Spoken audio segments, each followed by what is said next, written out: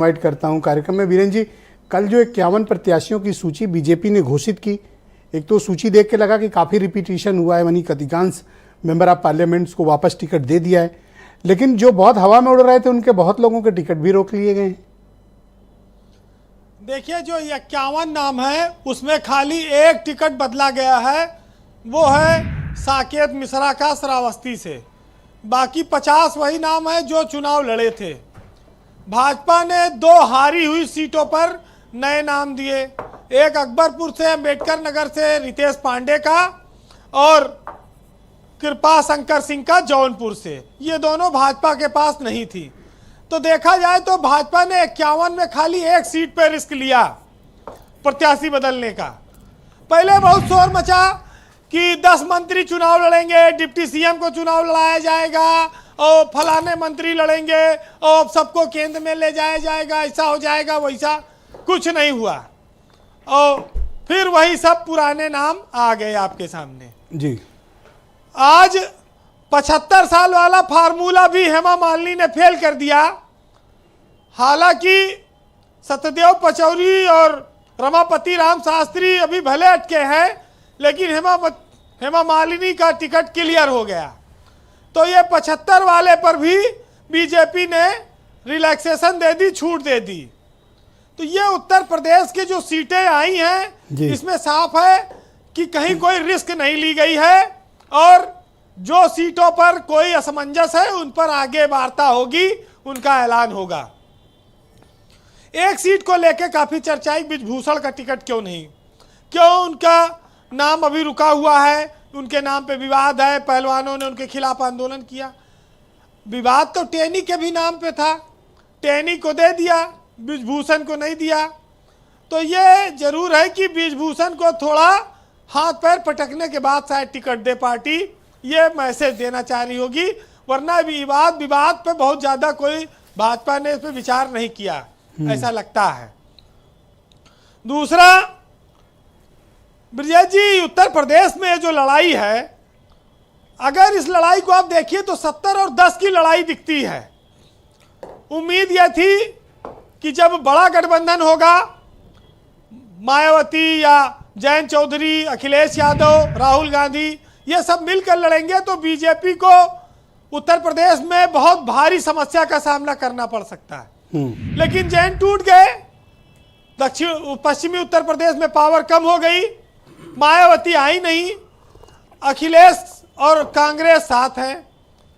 देखिए, हम लोग आंकड़ेबाजी चाहे इतना करें, लेकिन गांव गिराव में जो लहर और हवा है वो बताती है कि 70 से कम पे भाजपा उससे पहले रुकेगी नहीं।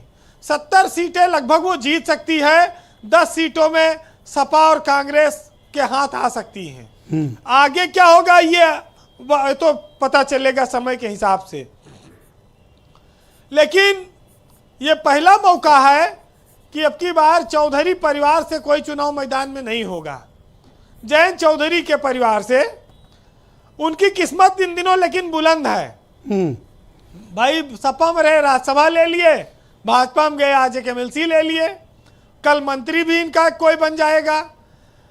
जो आदमी 0 विधायक थे, 0 सांसद थे, जयंत चौधरी की किस्मत आज देखिए, राज्यसभा में सांसद हो गया, 9 विधायक हो गए, MLC भी हो जाएगा, मंत्री भी हो जाएंगे।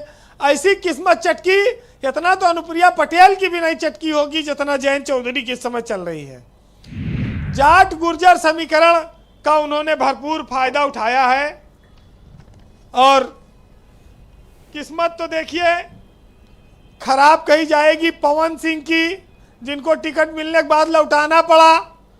उपेंद्र रावत एक सांसद है, ऐन मौके पर वीडियो आ गया और वीडियो बड़ा गंदा आ गया, उसकी वजह से उनकी टिकट फंस गई, अब वो गए काम से। तो बीजेपी ने टिकट में सावधानी तो बरती, रिस्क नहीं लिया था, लेकिन अब इतनी बड़ी किरकिरी के बाद वो उपेंद्र रावत को टिकट दे भी नहीं सकती थी, उसकी भी मजबूरी थी। प्रधानमंत्री नरेंद्र मोदी तीसरी बार बनारस से लड़ रहे हैं। पहले लगा कि अब की मोदी जी अयोध्या से लड़ेंगे, कोई कहा नहीं बिहार से लड़ेंगे, कोई कहा कि नहीं गुजरात से लड़ेंगे। लेकिन देखिए सबके कयास खत्म हो गए। इतनी कहानियां चलती हैं जी कि कोई कहा कि डिप्टी सीएम लड़ाए जाएं, कोई कहा सीएम लड़ाए जाएंगे, कोई नहीं लड़ा। सीएम के क्षेत्र में भी रवि किशन को दोबारा मिल गया ना। तो ये बीजेपी ने जो माहौल टेम्पो बना हुआ है मोदी और योगी और इनके नाम का, उस पर कोई रिस्क नहीं लिया। 19 में वादा किया था, चौकीदार वाला मामला लाए थे, अब 24 में ले आए मोदी का परिवार। एक नया मामला हर बार बीजेपी लाती है कि मैं भी चौकीदार, अब हर जगह चल रहा है कि मैं भी मोदी का परिवार। एक नई कहानी चल रही है, शुरू हो गई। तो ब्रजेश जी, दिल्ली में बीजेपी ने 5 में 4 बदल दिए, यूपी में 51 में 1 बदला। अब आप सोचो यूपी उनके लिए कितना महत्वपूर्ण है। जातियों की बात की जाए तो कायस्थ वोट को बीजेपी ने 2 टिकट, वो सपा ने 2 सांसद लड़ा दिया था, भाजपा पे दबाव था, लेकिन अभी एक को कायस्थ को वोट दिया नहीं। हालांकि कायस्थ दीपक रंजन को छोड़ दो तो सब भाजपा को वोट देते हैं ज़्यादातर, बाकी ज़्यादा है नहीं, वो सपा में 1 वोट देते हैं। तो ये सब कहानियां हैं जी। और अनिल दुबे के किस्मत में खाली प्रवक्ता बनकर पार्टी के लिए लड़ने लिखा है।